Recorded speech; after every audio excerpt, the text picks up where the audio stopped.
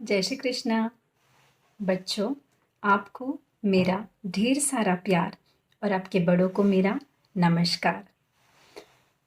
भगवान नारायण के चरणों में वंदन कर कर हम हमारी मैजिकल किताब श्रीमद् भगवत गीता जी से मिलते हैं। बच्चों, आपको पता ही है कि भगवत गीता जी हमारे हर प्रॉब्लम का सॉल्यूशन है, हमारा मार्गदर्शन है, हमारी बहुत बड़ी मैजिक करने वाली, चमत्कारों वाली बुक है। जब भी हम समस्याओं से घिरे होते हैं, गीता जी हमेशा हमें उसमें समस्या से बाहर निकालकर खुश कर देती है। ये तो आप सबको पता है ना बच्चों। चलिए, भगवान नारायण से आज्ञा लेकर हम बढ़ते हैं हमारे अध्याय नंबर 2 की तरफ। श्रीमद् भगवत गीता जी के प्रथम अध्याय में हमने देखा कि अर्जुन बिल्कुल डिप्रेस हो गए हैं, बिल्कुल ही दुखी होकर अपना गांडीव नामक धनुष्य उन्होंने नीचे रख दिया है और इसका मतलब उन्होंने कह दिया है कि मैं युद्ध नहीं करूंगा, माधव मुझे वापस जाना है। प्रथम अध्याय में हमने देखा भगवान श्री कृष्ण बिल्कुल शांत थे, अपने दोस्त को बात करने का, उसके मन की बात सुनने के लिए वो शांत थे। बच्चों, अब दूसरा अध्याय हमें क्या बताता है। जब अर्जुन बिल्कुल डिप्रेस होकर रथ में बैठ गए थे, तब भगवान श्री कृष्ण को उनका यह दर्द, यह दुख देखा नहीं गया। कैसे देखा जाता ना बच्चों, वो उनके प्यारे सखा थे, वो माधव थे, उनके मन का हाल समझने वाले केशव थे, मधुसूदन है वो उन्हें दुखी नहीं देख सकते थे। अब भगवान कृष्ण अर्जुन को कुछ कहते हैं, समझाते हैं। अर्जुन जब दुखी होकर, शांत होकर, निराश होकर ये निर्णय कर चुके हैं कि हमें युद्ध नहीं करना है माधव, केशव हमें नहीं रहना है यहाँ युद्ध भूमि में, तब भगवान उन्हें समझाते हैं। और जब हमारा कोई दोस्त, जब बच्चों वो दुखी होता है, हताश होता है, उस वजह से वो चुप हो जाता है, तो हमें उस समय बोलना चाहिए, उसे मार्गदर्शन करना चाहिए। हमें किस तरह क्या बोलना चाहिए, ये भगवान कृष्ण हमें अध्याय 2 में बताते हैं। तो चलिए देखते हैं हमारे प्यारे कान्हा जी हमें क्या बताते हैं। जब अर्जुन कह चुके हैं कि हमें युद्ध नहीं करना है, लेकिन भगवान को तो पता है ना कि युद्ध करना यह अर्जुन का स्वभाव है, और अर्जुन युद्ध महान योद्धा है। एक योद्धा के लिए युद्ध ना करना मतलब उसके लिए सबसे बड़ी पराजय है, उनका सबसे बड़ी हार है। यह भगवान को पता है, लेकिन दुख और निराशा के कारण अर्जुन युद्ध नहीं करना चाहते। लेकिन सखा अर्जुन को सही मार्ग दिखाने का कार्य भगवान श्री कृष्ण का है। श्री कृष्ण उन्हें सही मार्ग दिखाते हुए कहते हैं, अर्जुन इस समय ये बर्ताव, ये एटीट्यूड, आपकी भाषा में है ना बच्चों, यह एटीट्यूड, यह स्वभाव, यह बिहेवियर तुम्हें शोभा नहीं देता। यह इस समय की मांग नहीं है, यह गलत है। यह तुम बिल्कुल भावनावश, मतलब इमोशनल होकर ये डिसीजन आप ले रहे हो। तुम्हें ये डिसीजन लेना पछतावा करने के बराबर है। तो आप अपना ये डिसीजन गलत है, इसे बदल दीजिए। ऐसा श्री कृष्ण किस हिसाब से और कैसे कहते हैं, चलिए हम देखते हैं। भगवान कृष्ण अर्जुन से कहते हैं, जब हमारा दोस्त किसी गलत राह पे है या किसी गलत सिचुएशन में है, तो हमें उसे थोड़े कठोर लेकिन सौम्य शब्द में प्यार से कहना चाहिए। उसे सच्चाई से सामने लाना चाहिए कि सच्चाई क्या है और तुम्हें अभी क्या करना चाहिए। जो ऐसा दोस्त हमारी जिंदगी में है, तो हम कभी भी हार नहीं सकते, कभी भी डिप्रेस नहीं हो सकते, कभी भी हमारे हाथ से गलत कार्य नहीं हो सकता। जब भी अंधेरे में हम लड़खड़ाते हैं, जब डार्कनेस होती है तो हमें कुछ दिखाई नहीं देता, लेकिन तब अगर सही मार्गदर्शन और सच्चा दोस्त या सच्चा मार्गदर्शक करने वाला अगर कोई हमारी जिंदगी में है तो वो हमारे लिए सूर्य प्रकाश के समान होता है। और भगवान कृष्ण जैसा सखा, भगवान कृष्ण जैसा मार्गदर्शन अगर किसी की जिंदगी में है तो वो बहुत ही भाग्यशाली है। तो यहाँ पे अर्जुन बहुत भाग्यशाली है। भगवान कृष्ण उन्हें सच्चाई दिखाते हुए कुछ कठोर शब्द कहते हैं, ऐसे शब्द कि जो उन्हें बिल्कुल सही राह दिखाएंगे। क्लैब्यम मा स्म गमः पार्थ नैतत्त्वयुपपद्यते क्षुद्रं हृदय दौर्बल्यं त्यक्त्वोत्तिष्ठ परन्तप। भगवान उन्हें ऐसे कठोर शब्द कहकर उनके अंदर का योद्धा जागृत करवाना चाहते हैं। बच्चों, यहाँ पे मुझे एक प्रसंग की याद आ रही है। एक आपके जैसा ही आशीष नाम का लड़का था जो पढ़ाई लिखाई में बहुत ही होशियार और बहुत ही टैलेंटेड, मल्टी टैलेंटेड लड़का था, जो सिर्फ पढ़ाई लिखाई के अलावा भी बहुत कुछ चीज़ों में, जैसे जनरल नॉलेज है, भौगोलिक ज्ञान है, सारी चीज़ों में बहुत ही पारंगत था। लेकिन किसी कारणवश से 10वीं कक्षा में मनचाहे मार्क्स नहीं मिले। मतलब उसे जितने की अपेक्षा थी, एक्सपेक्टेशंस थी, उससे कम मार्क्स आए। जब भी हमारी मनचाही चीज नहीं होती है तो हमारा मूड ऑफ हो जाता है ना? लेकिन मूड ऑफ होने के टाइम हमें कोई डिसीजन नहीं लेना चाहिए ना बच्चों। हमें उस वक्त शांत रहना चाहिए, क्योंकि असफलता ही सफलता की पहली सीढ़ी है। आशीष बिल्कुल हताश हो जाते हैं और सोचते हैं कि अब मेरा आगे कुछ नहीं हो सकता। मैंने जो सपना, जो ड्रीम देखा है, जो फ्यूचर है मेरा आईएएस बनने का, वो मेरा कभी पूरा नहीं होगा, क्योंकि मुझे 10th में बहुत ही कम मार्क्स आए हैं। तभी उसका एक दोस्त सुमेध वहां पे आता है। आशीष की हालत उसे पहले से पता थी। दोस्त ही तो है, दिल की बात जो समझता है।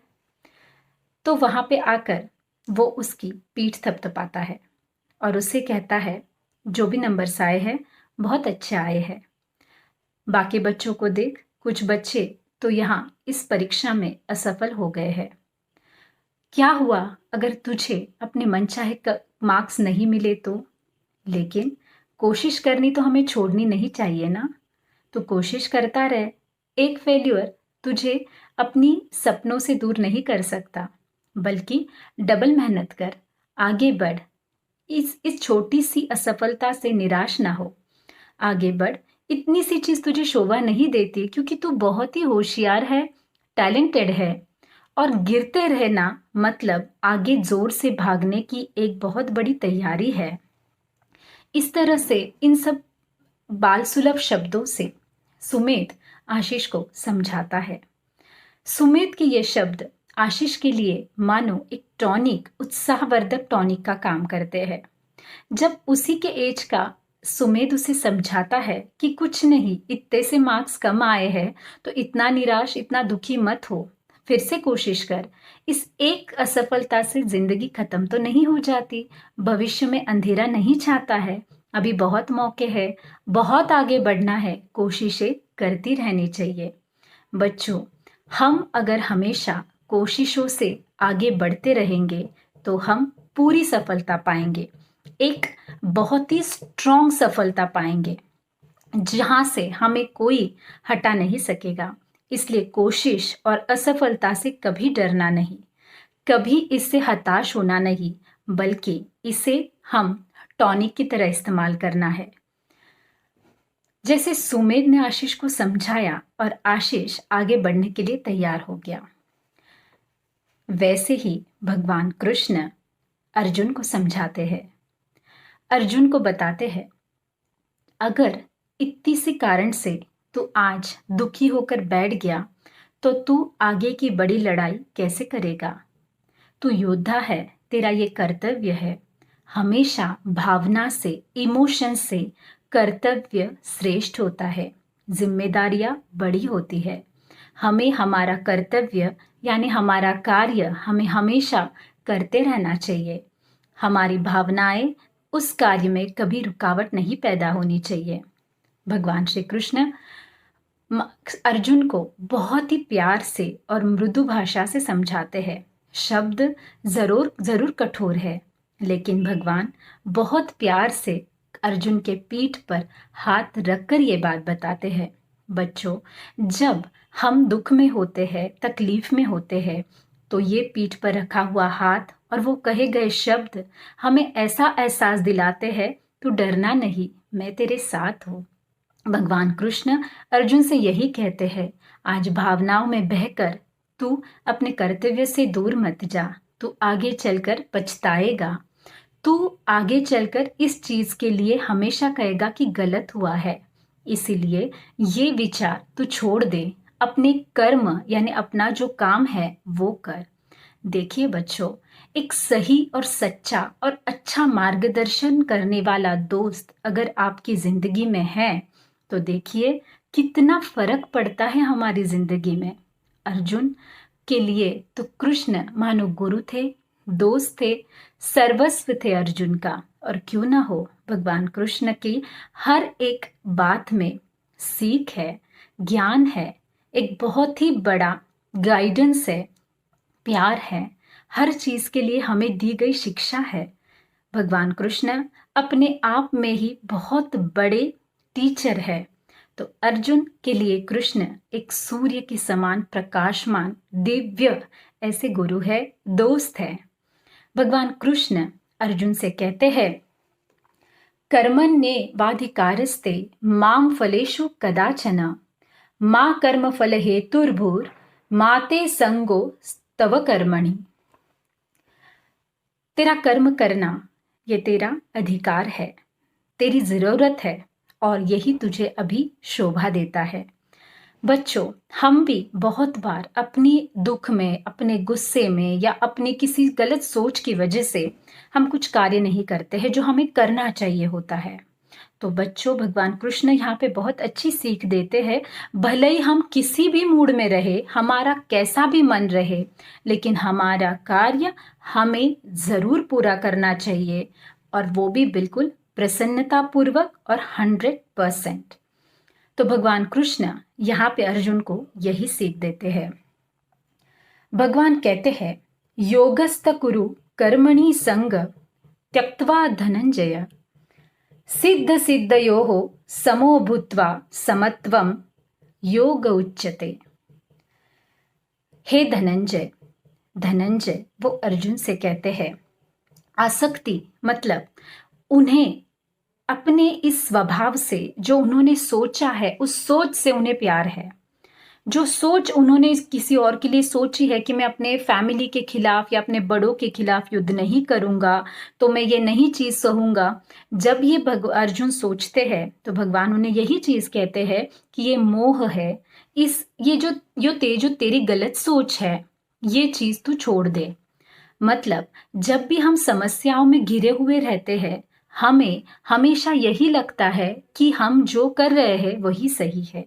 लेकिन कृष्ण यही बताते हैं, मूड चाहे कैसा भी हो, हमें हमारा कार्य बिल्कुल सही ढंग से और अपने अच्छी तरह से अपना 100% मतलब 100% देकर करना चाहिए।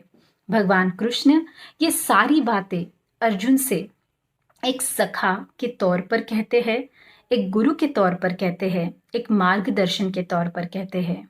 ये सारी बातें सुनने में जरूर कठोर लगती है, लेकिन अर्जुन से कृष्ण स्मित हास्य, बिल्कुल स्माइल देते हुए ये शब्द कहते हैं, बिल्कुल मृदु भाषा में ये शब्द कहते हैं। अर्जुन को कृष्ण का एक बहुत बड़ा आधार है। कृष्ण उनको आधार स्तंभ लगते हैं। ये ऐसा प्यार से कहीं भी कोई भी कठोर बात मन को नहीं लगती है। बच्चों, कोई भी बात अगर हमें सच्चाई भी कहनी है और सामने वाले को सच्चाई के प्रति जागृत भी करना है, तो हमें वो सच्चाई धीमी मुस्कान के साथ, मृदु भाषा में, सौम्य आवाज में कहनी चाहिए, ताकि सामने वाले के दिल को वो ठेस ना पहुंचे। तो दूसरे अध्याय में कृष्ण अर्जुन से कहते हैं, अपने कर्तव्य को पूरी तरह से करना और किसी भी मूड में रहो, अपना काम करना नहीं भूलना।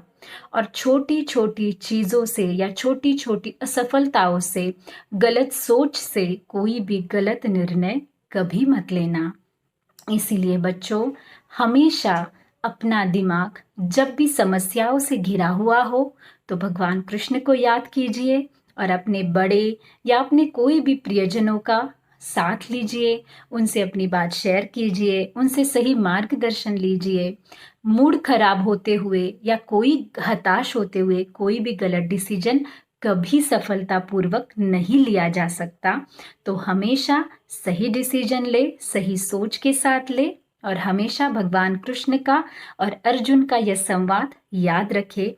भगवान कृष्ण की यही सीख हमें दी जाती है, जो भी बात कहनी है, अगर हम दोस्त को कह रहे हैं, किसी को आधार देते हुए कह रहे हैं, तो बिल्कुल शांत से, प्यार से कहे। भले ही वो शब्द कठोर रहे, लेकिन शांति से, प्यार से उसे जागरूक करने के लिए कहे, लेकिन सौम्य आवाज में कहे, ताकि उसे उन शब्दों का एहसास हो, उसके लिए वो उत्साहवर्धक टॉनिक साबित हो, ना कि उसके दिल को ठेस पहुंचाए।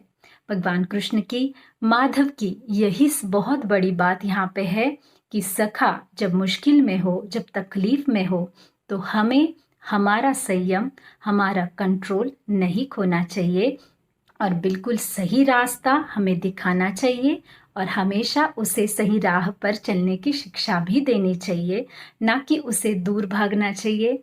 बिल्कुल, तो दोस्तों, आप भी भगवान कृष्ण के इस उपदेश पर रहिए, अपने दोस्तों को सही राह दिखाइए, सही बात समझाइए। अच्छी चीजें हमेशा अच्छा ही फल देती है। धन्यवाद। जय श्री कृष्ण।